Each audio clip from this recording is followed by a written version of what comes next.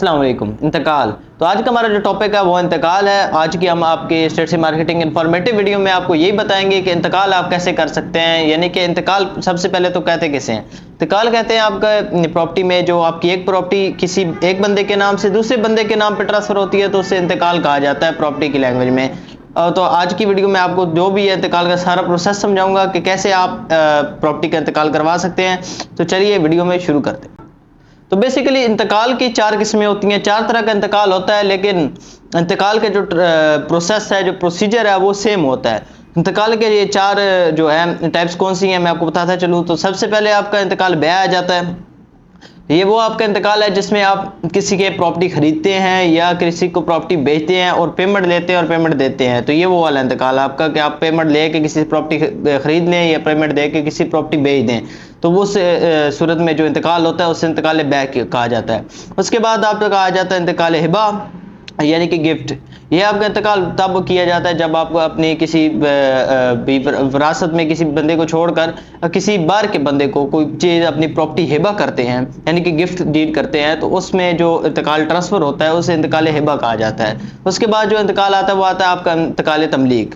तो ये इंतकाल तमलीक आपका वो इंतकाल है जिसमें आप अपने विरासत में एक या एक से ज़्यादा अफराद को जो अपनी प्रॉपर्टी ट्रांसफ़र करते हैं उसे इंतकाल तमलीक कहा जाता है। लास्ट में आपका आ जाता है इंतकाल तबादल।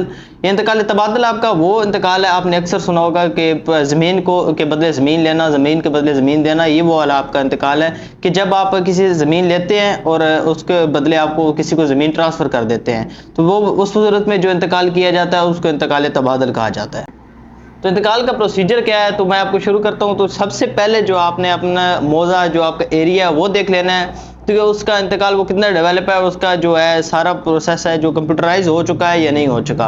अगर तो आपका सारा जो उसका प्रोसेस है वो सारा जो डाटा कंप्यूटराइज हो गया है, बहुत ही सिंपल प्रोसेस है, बहुत ही आसान प्रोसेस है, क्योंकि पाकिस्तान में हमारे कुछ ज़िला में जो है कंप्यूटराइज सिस्टम प्रोवाइड कर दिया गया है। आपने चले जाना है रेवेन्यू ऑफिस और वहाँ पे जो उनका कंप्यूटर सिस्टम वहाँ पे चले जाना है। साथ में आपने वो बंदा ले जाना है जिसका आपने प्रॉपर्टी ट्रांसफ़र कर रहे हैं या उसके नाम से करवानी है, वो बंदा आपके साथ होना लाजमी है।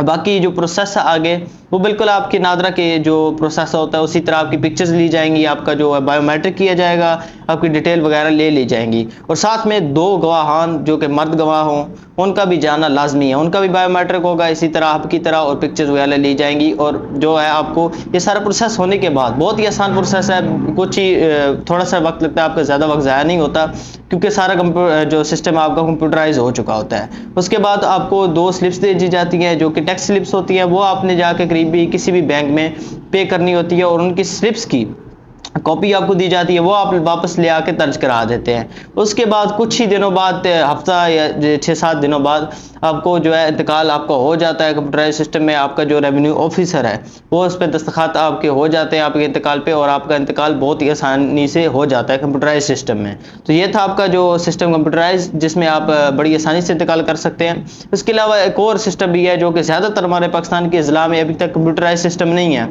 और जो पुराना तरीका है उसी के ज़रिए इंतकाल वगैरह हो रहे हैं, होते रहे हैं, अभी भी हो रहे हैं।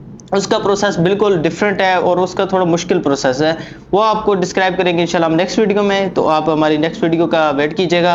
उसके लिए आप हमारे चैनल को भी सब्सक्राइब कर लें ताकि आप हमसे जुड़े रहें।